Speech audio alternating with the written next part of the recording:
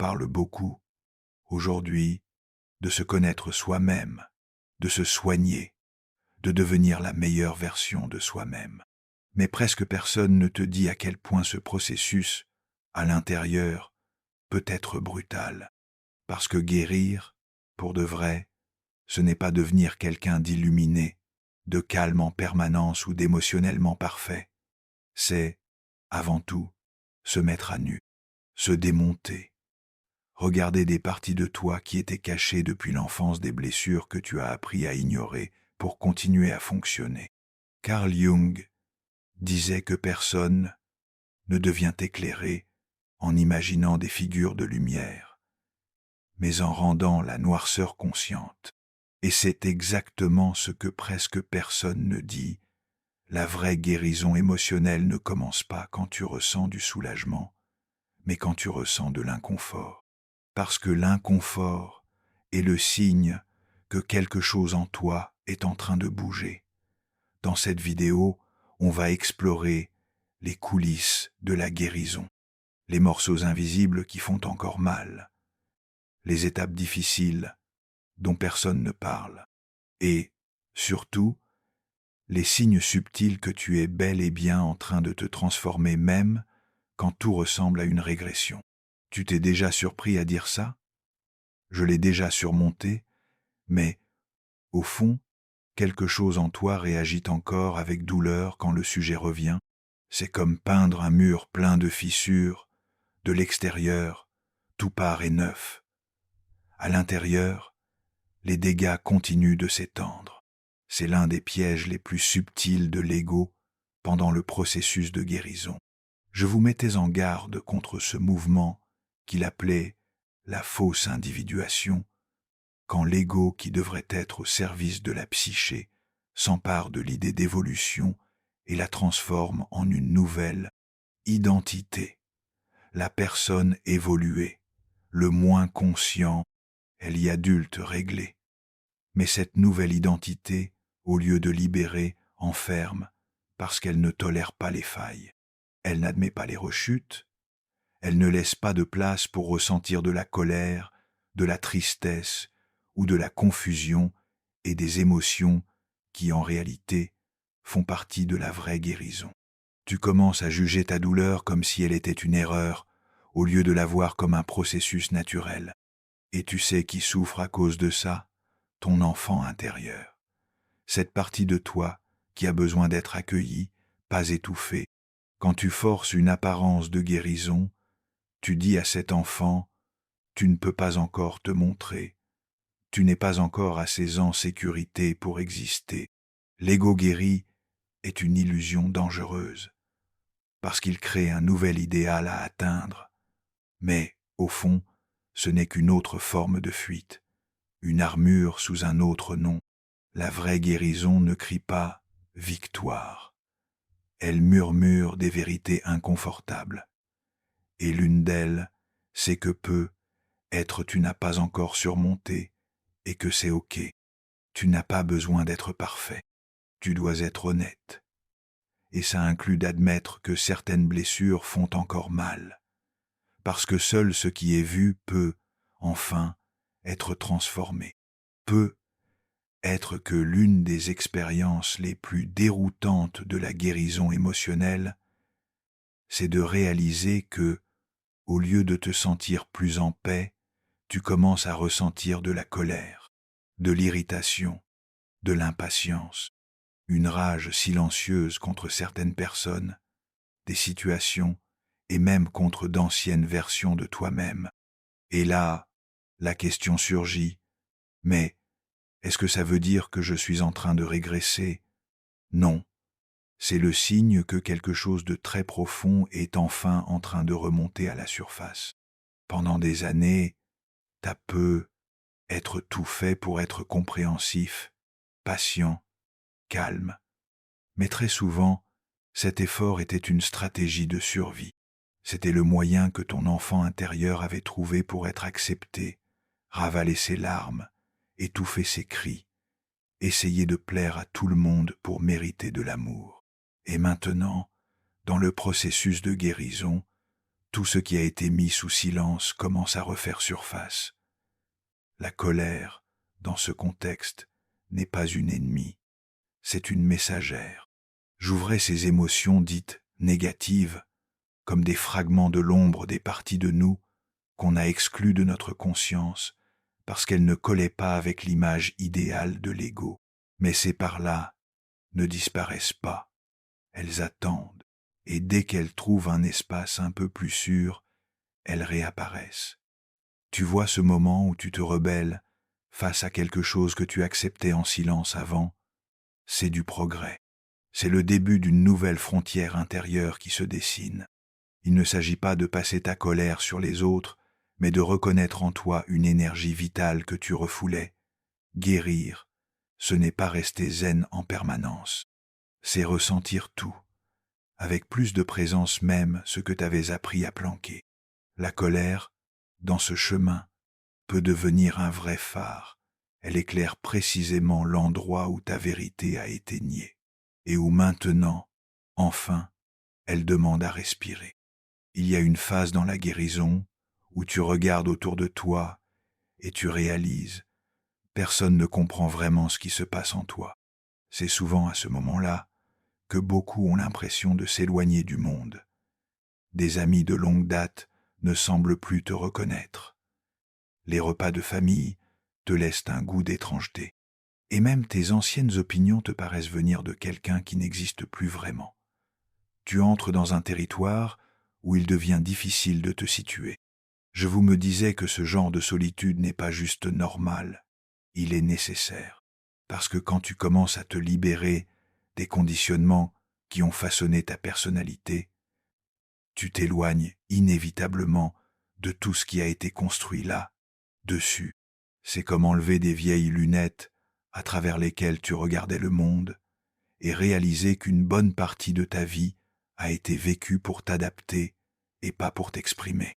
C'est une solitude étrange, pas l'absence de gens, l'absence de compréhension. Carl Jung décrivait ce moment comme une transition inévitable. Tu cesses de t'identifier à d'anciennes façades, mais tu ne sais pas encore quel visage réel est en train d'émerger. C'est comme traverser un pont sans voir l'autre rive, un entre-deux mondes. Et dans cette traversée, tout ce qui n'est pas essentiel commence à s'effondrer. Les relations basées sur des rôles, les identités construites pour plaire, les routines qui servaient d'anesthésiant, tout commence à perdre son sens. Et ça fait mal, parce que le nouveau n'est pas encore là, mais l'ancien ne fonctionne plus. C'est là que l'enfant intérieur se réveille avec force, parce que pour la première fois, il sent qu'il est vraiment seul, et ça peut faire peur.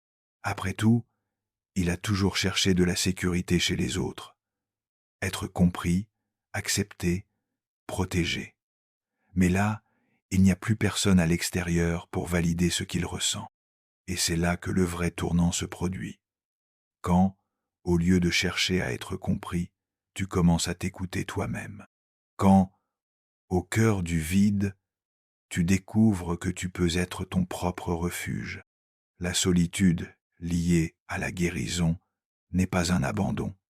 C'est une retraite intérieure.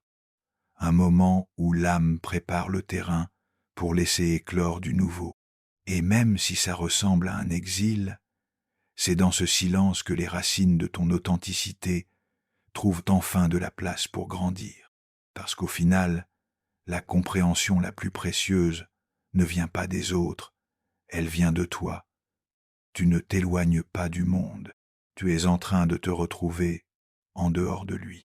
Et quand cette rencontre a lieu, un nouveau type de lien devient possible, un lien qui naît de ce que tu es, pas de ce que tu fais semblant d'être pour être accepté. Tu es déjà passé par cette phase de colère ou de solitude dans ton processus de guérison. Partage-le en commentaire. Ta réponse pourrait vraiment aider d'autres personnes qui vivent la même chose. Après l'irritation, après la solitude, à un moment du processus de guérison, tu ne ressens plus de colère ni de rejet. Ce qui s'installe, c'est le vide, une tristesse profonde, silencieuse, comme si quelque chose était mort en toi sans que tu saches vraiment quoi. C'est le deuil de ton ancien moi. On en parle peu, mais guérir, c'est perdre des parties de soi. Des parties qui ont compté, qui t'ont protégé, qui t'ont aidé à survivre. Cette version de toi qui faisait tout pour plaire, celle qui prétendait aller bien, celle qui supportait l'insupportable pour ne pas perdre l'amour de l'autre. Ces versions-là, aussi dysfonctionnelles soient-elles, avaient un rôle vital. Elles ont pris soin de toi quand personne d'autre ne l'a fait. Et puis, au fil de ta transformation, elles n'ont plus leur place. Mais les laisser partir, ça fait mal. Parce que tu ne changes pas juste des comportements où tu dis adieu à des morceaux de ton identité, et cet adieu est solitaire, incompris, invisible. Jung parlait de la mort psychique comme d'une étape essentielle du processus d'individuation. Il disait qu'il faut accepter que quelque chose en nous meure pour que d'une œuvre puisse émerger. Mais cette mort-là ne se fait pas en une seule fois. Elle est lente, remplie de rechutes, de tentatives de revenir à l'ancien juste parce qu'il semble encore plus rassurant. Pense par exemple à ce moment où tu as déjà compris dans ta tête et dans ton cœur qu'un certain type de relation te fait mal. Tu as identifié les schémas, mis des mots sur les blessures, mais malgré tout, tu veux y retourner, revivre ce lien, même si tu sais qu'il rime avec abandon, rejet, dévalorisation, ou alors une nouvelle opportunité se présente, un meilleur job, un changement que tu attends depuis longtemps, et au lieu d'y aller, tu recules, tu refuses, tu te sabotes. Pourquoi? Parce que le nouveau fait peur, parce que l'ancien, même douloureux, reste familier. Cette résistance au changement, c'est la douleur de la mort psychique en train de se produire en temps réel, l'ancien toi qui tente de survivre alors qu'il est déjà prêt à disparaître. Ce deuil est réel et mérite d'être respecté comme n'importe quel autre. Ne cherche pas à le remplacer trop vite. Autorise-toi à ressentir la douleur de laisser derrière ce qui ne te sert plus, même si ça t'a servi pendant longtemps. Ce combat intérieur fait partie de la guérison. Ce n'est pas une faiblesse, c'est une transition. Et plus tu observes ces mouvements avec compassion sans te juger, et plus tu ouvres un espace pour que le nouveau puisse s'ancrer. C'est dans cet espace, encore fragile, qu'émerge ton vrai moi, pas celui idéalisé, mais celui qui est possible, humain, entier. L'enfant en toi, à ce moment-là, peut se sentir perdu, mais c'est aussi là qu'il commence à comprendre qu'il n'a plus besoin de porter des masques pour être aimé, qu'il peut exister à nu, imparfait, et malgré tout être digne d'attention, parce qu'il ne s'agit pas seulement de laisser derrière celui que tu étais, il s'agit aussi d'accueillir, avec douceur, celui que tu es en train de devenir. Tu as déjà vécu cette expérience étrange où tu comprends, rationnellement, une douleur du passé. Tu pardonnes celui qui t'a blessé. Tu arrives même à donner un nouveau sens à tout ça dans ta tête. Et pourtant, ton corps se fige au moindre signe d'un truc similaire. Peut être une insomnie sans raison, une boule dans la poitrine, une nausée soudaine en croisant quelqu'un, des tremblements, la mâchoire crispée, une sensation de paralysie. C'est que le corps garde ce que l'esprit essaie d'oublier. Carl Jung voyait le corps comme une extension vivante de l'inconscient. Et ça veut dire qu'il ne suffit pas de comprendre ou de dépasser quelque chose intellectuellement. La mémoire émotionnelle est gravée dans les cellules, les muscles, les organes. Le corps ressent avant même que tu réalises. Et très souvent, c'est lui qui parle à ta place. Cette mémoire corporelle est particulièrement puissante quand il s'agit de blessures de l'enfance. Parce que pendant des années, t'as vécu des choses pour lesquelles tu n'avais pas encore de mots, mais ton corps, lui, réagissait déjà. Ton enfant intérieur a absorbé l'environnement avec tous ses sens. Il n'a pas juste vu ou entendu, il a ressenti. Et ces ressentis, quand ils n'ont pas pu s'exprimer, sont restés là, en attente. Pendant le processus de guérison, le corps commence à libérer ses tensions, parfois sans prévenir.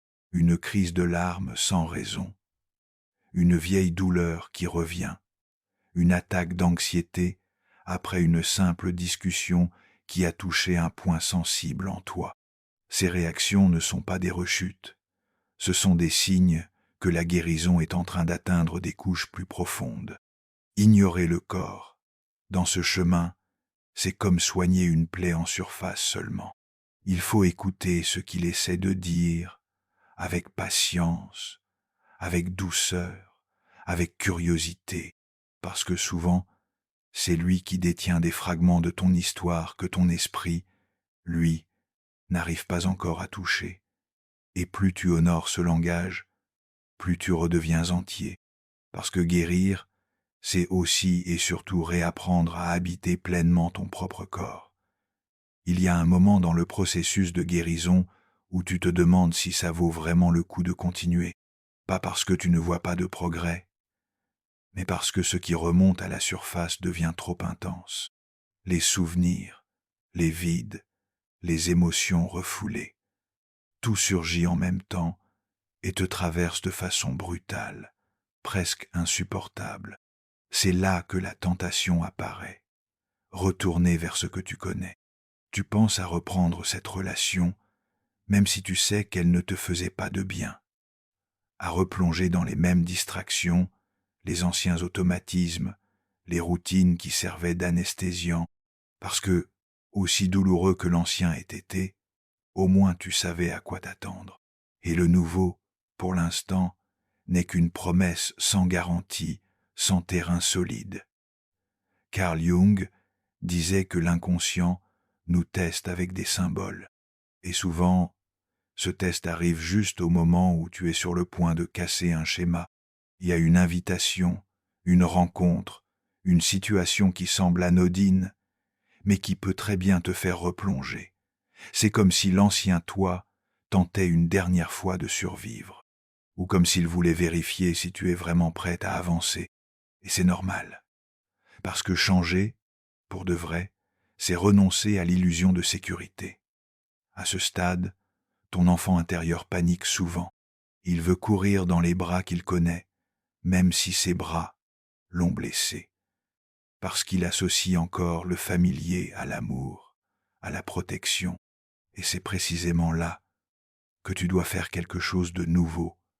Rester, accueillir cet enfant, soutenir sa présence, lui dire par tes gestes, ton écoute, ta constance qu'il n'est plus seul désormais. Guérir, parfois, ça fait plus mal que la blessure d'origine. Parce que maintenant, tu ressens avec conscience. Tu ne t'abandonnes plus juste pour survivre, et ça demande une vraie force. Mais quand tu résistes à la tentation de faire marche arrière, tu commences à construire quelque chose qui ne repose pas sur la peur, mais sur la liberté. Et la liberté, même si elle fait peur, est toujours le premier pas vers l'authenticité.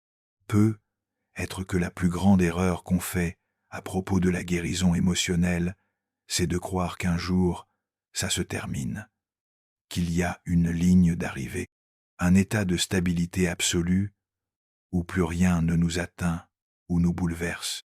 Mais cette attente-là, en réalité, c'est encore un piège de l'ego ou une tentative de transformer le processus en performance. Joule nous apprend que le vrai chemin de la connaissance de soi est circulaire, pas linéaire.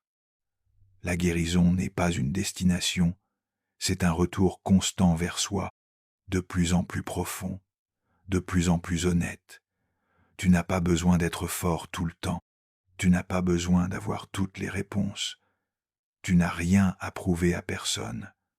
Ce dont tu as besoin, et ce que tu peux commencer à faire dès maintenant, c'est écouter, accueillir les parts de toi, qui souffrent encore, qui réagissent encore, qui résistent encore. Oui, il y a un côté caché à la guérison, un côté qui fait peur, qui déstabilise, qui te fait douter de toi. Mais c'est aussi ce côté, là qui révèle qui tu es vraiment sans masque, sans défense, sans automatisme. Si tu traverses une phase plus silencieuse, plus floue, sache une chose, tu n'es pas seul.